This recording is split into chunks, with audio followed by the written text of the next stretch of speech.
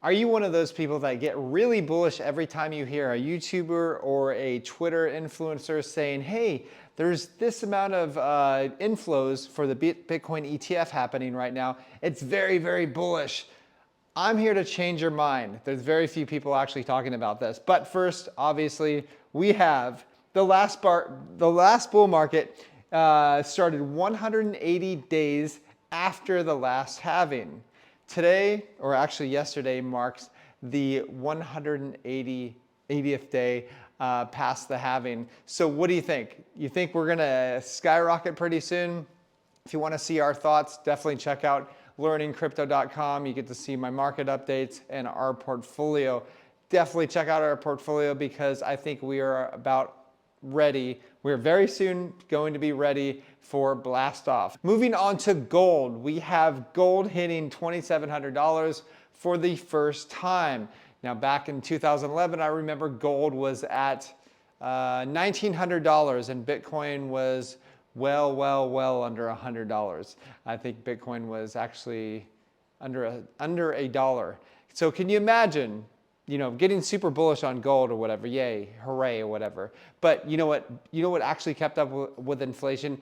Bitcoin. Bitcoin definitely did, especially during the largest monetary expansion the world has ever seen, which happened in the United States. Now that monetary expansion is continuing, now that we're making every 90 days now, we're printing $1 trillion.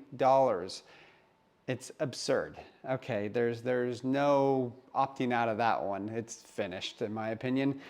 Okay, Michael Saylor, let's talk about him. He understands inflation, which is why he's been purchasing tons and tons of Bitcoin. Well, Michael Saylor says MicroStrategy beat every single company in the S&P index using the Bitcoin strategy. Essentially, he's bought Bitcoin 40 separate times over the past, let me get this right, over the past 4 years. That's pretty cool. I mean, if I was a giant company and I could do that, I would definitely go ahead and do that. And a lot of people make fun of people that are buying like during pumps or whatever and when it dumps. The thing is, you guys that make fun of people like that, you have a very short-term mindset. Have a longer-term mindset with Bitcoin. Actually, the most profitable wallets in the history of Bitcoin are those who have either died or have lost their keys. So if you're trying to be a trader and you're trying to be all cool and stuff, and you think you're gonna be the top 2% of people that actually make money over the long run trading, that's true. 98% of people lose money trading. This is why I totally am against the average person trading. Well, go for it. But for me, I'm gonna hold my Bitcoin and I'm gonna be chilling. I'm gonna be sleeping great and watching Bitcoin rise in the future. Okay, so moving on, we also have TD Bank. TD Bank hit with a record $3 billion fine for money laundering for drug cartels. So Wells Fargo actually did something very similar back in the day. I think it was 2015 or 16, where they made their teller windows bigger so they could fit larger amounts of cash from the drug cartel, from the Sinaloa drug cartel. These are banks for you. They've lost the plot. Criminals prefer cash, okay? That's should be settled for sure.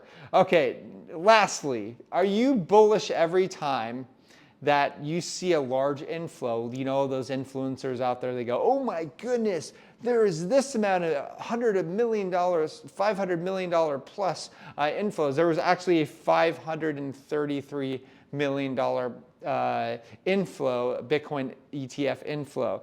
Okay, so this is from Crypto Condom.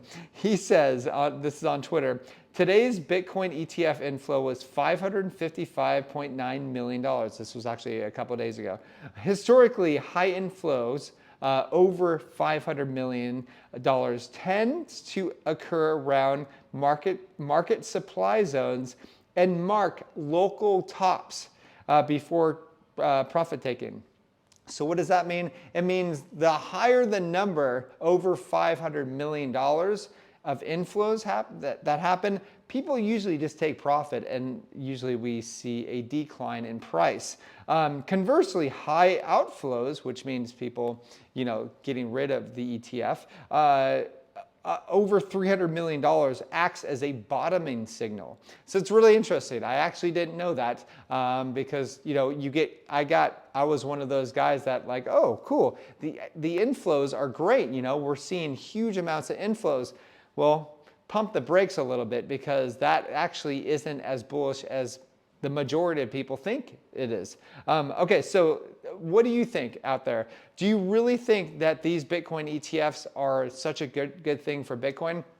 For me personally, I don't really care about it because I've seen Bitcoin go from $3,500 to $69,000 within 2 years with zero